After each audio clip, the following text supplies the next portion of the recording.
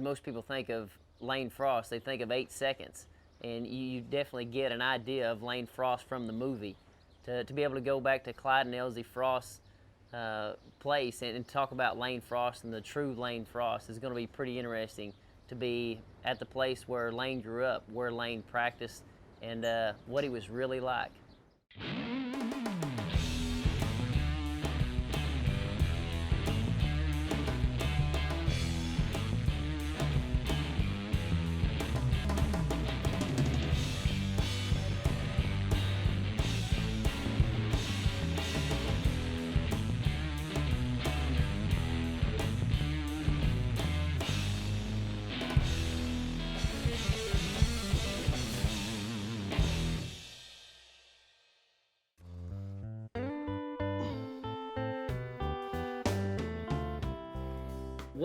What got you guys into want to come to this bull riding school? Lane. Lane? The town of Lane, or? Lane. The movie 8 Seconds. Lane Frost? And what about you, Braden? What got you want to come to the school? I wanted to learn how to be a better bull rider when I came for also like him, named Frost. Sweet. So, have y'all seen Lane Frost ride any bulls? Yeah, I've seen some videos of him riding. But what about you? Yeah, I have. I've seen two. Did you know that Lane Frost built this arena himself? Yes. Yeah. This is like he put on the very first school right here at this arena. Do you like the way Mike Lee kind of working with the horse and then shoot procedure? Because I've seen you guys out there on the horse earlier, and man, you guys are already pretty good. I mean, y'all are getting the hang of it. Is it kind of a confidence builder for you this week? Yeah. I'm a natural. I heard that you brought a cup. Tell me what you plan to do with your cup. Plan to get some dough out of the arena and put it in my arena that we're gonna build. So you're taking sand out of Lane Frost's arena and put it in your new arena at your house. Yes. Get in front of the rope. There you go. Look up between his ears. Get off your butt like this. Up and down, up and down. There you go. Right like this. Up, down, up, down. Turn your legs out. There you go. Turn your legs out. Ride, up, down, up, down, up, down. Lean forward. There you go. Good. Up, down. Ride forward. Good job. Turn legs out. Ride, up, down. Good job, buddy. Okay, get off. Gotta roll. To tell you the truth, I mean, a lot of bull riders, they don't make it. They only make it to a certain point, and they're just they're doing it to have a little bit of fun when they're young. But for the ones that are going to go on, it is preparing them for a long career, you know, and how to get out of the way and how to, you know, you got to have muscle memory to get off. So if you keep doing it over and over again, when it's really hard to get off a bull, you do it right.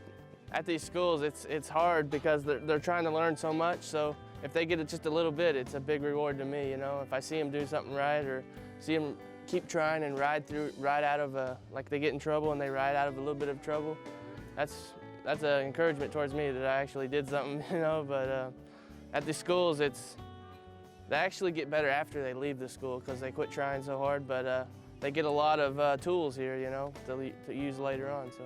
You get your first time never been on a bull. I've had 50-year-old guys come to my bull riding school, and they try really hard and hit the ground like a ton of bricks. And then you get kids that's been riding for 7, 8 years, you know, that really know how to ride bulls. And there ain't a whole lot you can teach them, but there's just little correctments that you can make that improves their bull riding. And a lot of it is encouraging them and telling them it's okay to be that fear is okay, and to understand that fear and to use it for their advantage. Let them be aggressive, but being aggressive in the right way. Not scare the bull, but be aggressive when they're in the right place at the right time. Toes out in front.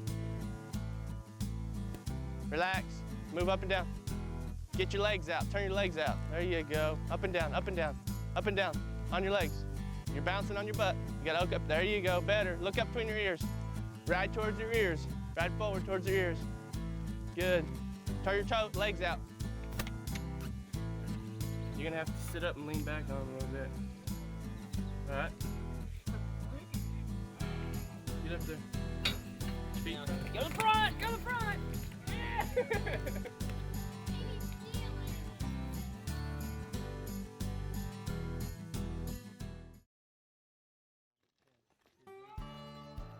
Now come out towards me a little.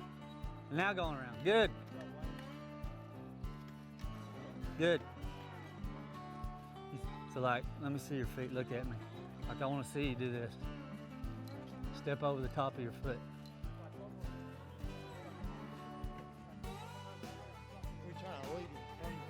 We've been having this bullfighting school here at Lane, at Clyde and Elsie Frost. We've been doing it this is probably our 10th one. I've kind of lost track as far exactly how many of them we've done, but what we try to do here is break everything down for them. I want them to learn the foundation, have a foundation built of the basics of what we do. And I've got some of my young guys that I've taught that come and help me, and we use a dummy, we use a horse, we break down every situation, just down to that simplest level of just being able to control a bull, and then we just kind of add to it, and everything kind of, you know, that foundation, what they learn at that first level, that next level, we just kind of add to it, and then they learn that next level, and it just kind of keeps building, and you know, and if we have a problem, something ain't right, well, we just go right back to the foundation and fix it, and then it, you know, and that fixes the problem, you know. So I've got to be aware of his head coming around, okay? And if I know he's going to hit me, I've got to just kind of stop and try to either get a hold of his head and get things kind of lined out, or I just got to, if he goes by me, I just got to time it, because his head's going to go by and then his hip's going to go by, and then I'm just going to time it to where I can step right here and get in my spot. We have guys that come in here that have fought bulls for several years, and a lot of times they have to overcome some bad habits and some stuff that they've learned that's not good, and you know, to see them face that and to get it back down on a simpler level, and then once they do that, then they start having a lot more success, you know, with their bullfighting, because they've got it back down to a simpler level and got the basics right, and then it just starts building, and you just start seeing them do good and have success, you know, find what they've been looking for, you know what I mean? And it's not I'm against you kind of deal. It's we're out here together to do a job, and we try to teach them that, as you know, in the school, to work together in everything you do, to split up the work, and it makes everything run good, because if you can ever learn how to work as a team, fighting bulls is a lot easier, you know, and to just see the guys, you know, they can't help it. I mean, they can't help but to encourage each other, because when they're out there and they're kind of struggling, and they hear that encouragement, and you know, and it builds them up, well, they just turn around and give it right back, you know, and they're just there they want to help that guy that's right there next to them, you know, and that's kind of the cool part, and that's always been the cool part of rodeo. I mean, my career's been like 21 years now, and a lot of the things that they're getting to do in 3 days, it took 8-9 years before I got a chance to do them, you know what I mean? Before I figured out, you know, and had a chance to do it that way, you know, and for them to have it that quick, and to just see the fun they're having, and how much success they're having, it's really cool. There you go, that's good. Good. Help your partner now, help your partner. All right, now back up. Just be ready, like, because you never know, like, if things ain't right, you know, as you disappear, keep your eyes on. The dummy is just it's a simple tool, like, I mean, and what it does, it allows us to break down and simulate the movement of a bull, simulate each situation. We can control it, we can stop it right there, and fix our position, show them the correct way to approach it. It's also, you can kind of take away that fear a little bit, that factor of that bull, and let them just relax and actually get the movement down, and lots of repetitions of it, to where their muscles, you know, start remembering. and you get that muscle memory. And to me, that's the most important thing about the dummy, is just being able to slow things down, you know, where it's more relaxed and they can do things correctly. And then a lot of repetition, and then that muscle memory. When you put the bulls in there, you start seeing a lot of that. You see that correct movement, and that's just, it helps them have more success, you know. And with the horses, when we work on the hang-up, it's just, a lot of times the hang-up is just a matter of finding that sweet spot on that bull to where he can't kick you or hook you as easy or step on you. And that horse just is a good simulation of where whenever they move in on one, to find that spot and to get in time with his animal and get in the right position to where they can work a hang-up. And again, we can slow it down. The horse ain't near as intense as a bull, so they can relax a little better and have a chance to learn the correct way before we put them in on the, you know, the situation that with all the adrenaline, you know.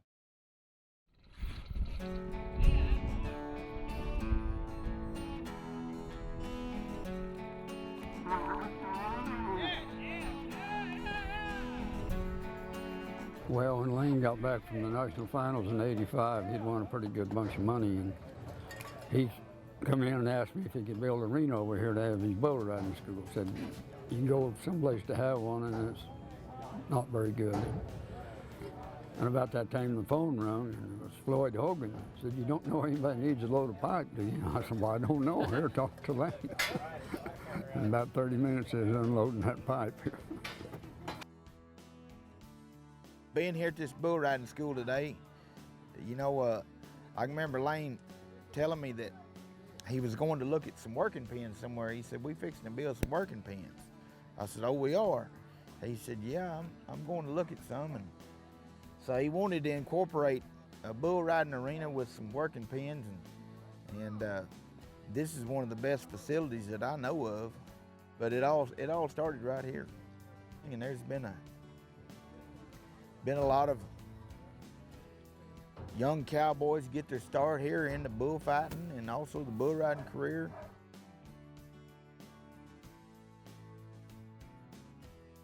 I knew he was wanting to ride bulls from the time he could talk, when I'm the world's champion. And anyway, I went, and Robin was always complaining about if she had to feed more calves, they'd feed the dairy calves. I went by there one day and there was a shed, and I was walking here and there was a pen out here in front. Well, he had an old panel he'd tied up against the corner there, and he'd pushed one of them dairy calves in there, put a binding twine on it, and got on there and was kicking and pushed the gate out of the way. I had a dog that worked pretty good, and I stuck him on him, he bucked him off. He got up and looked around and I said, that's fun, let's do that again. So I built him a little buck and shoot, and I went and told Elsie, we'd been trying to ignore him. I said, we just well help him. He's gonna do it with us or without it. And I believe that, you know. He couldn't have done it early as he did, maybe. But he loved it, I'll tell you. Well, no matter where I was, well, one time he told Elsie, I never did brag on him. I'd tell him what he done. I thought he'd done wrong, you know. And one time he told Elsie, said, no matter how good I ride, I can't please Dad. And she told him what the deal was. Well, then it wasn't too long till if I was at a bull riding, as soon as he got off here, he come. I laughed up at Chakotah, I think it was, and there was a red-headed preacher from Antlers had a boy in the bull riding. And Lane was that last bull rider out. And I just walked back out to the pickup and was standing there. And he walked up and boy said, Lane made a great ride, didn't I? I said, you like to mess it up. I can't believe it, he won the bull ride. So here comes Lane. He said, you sure made a good ride. He said, yeah, but I like to screw it up. That got it. I don't remember what he done, but he done something, you know. He weathered it, but God used Lane then. He made him the way he was, and everybody liked him, and they're still using him. It's unbelievable. Little kids, we hear from them all the time. A lot of them's named Lane.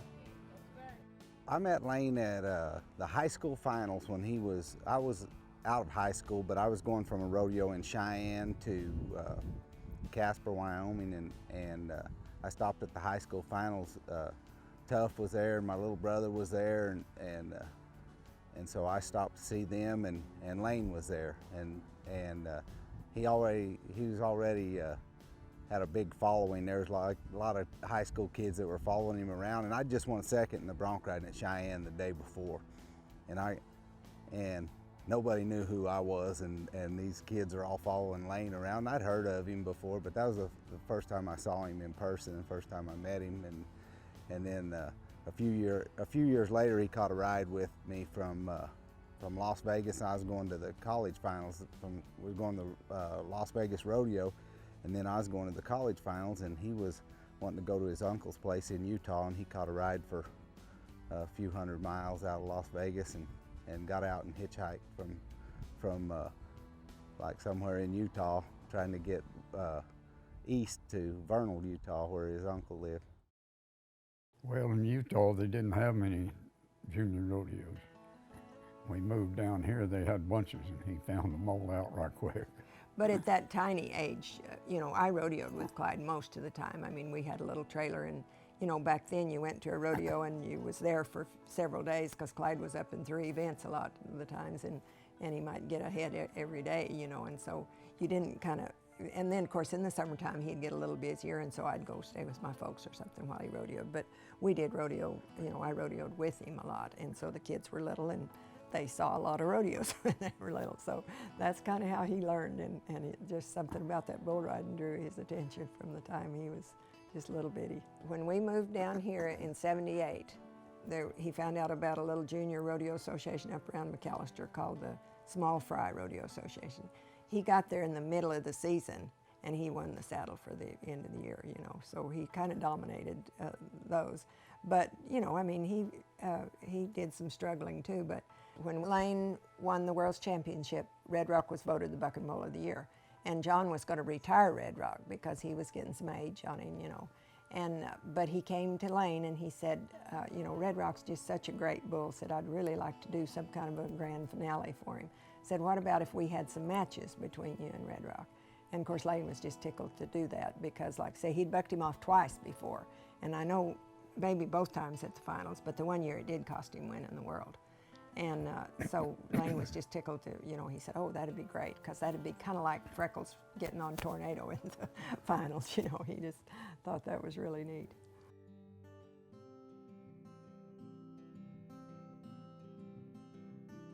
Freckles had that cancer, and he was down at Houston, and Lane was up at Fort Worth, but he flew down to Houston and stayed in a room with Freckles that night and let Edith go. And he told us the next time I seen him, I told Freckles I'm going to win the world for him. And he did, but Freckles wasn't there. Freckles died in March of that year, and Lane won the world in December. But yeah, Freckles was really special to him. And when we buried Freckles down there, well, Lane commented on what a pretty cemetery that was, and it was, a year or more before he just got the tombstone done.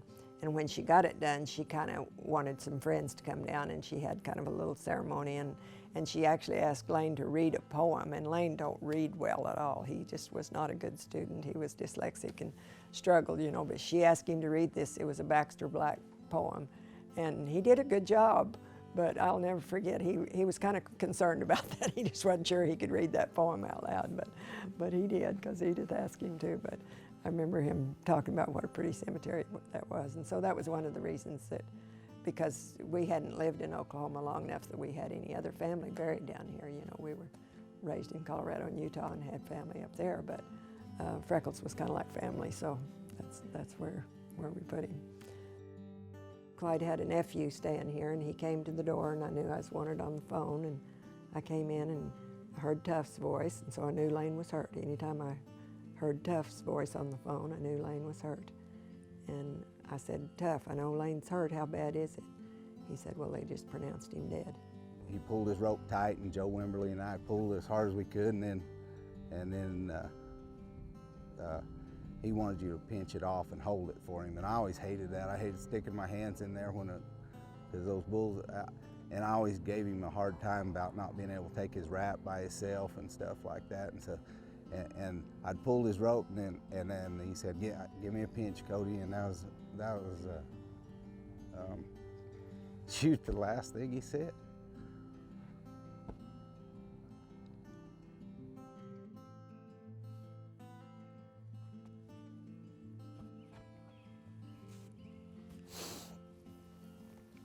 It's pretty neat to come and, I guess, come to the gravesite. Yeah, you wonder how many millions of people in the last 25 years have come and paid respects. Definitely a legend, still living on. It's an honor that they want to come and be where Lane was, and and that's so amazing. Lane's been gone almost 24 years now, and these kids weren't even born then, and so it's just amazing to me that they still know who he is and look up to him, But it's neat that they do.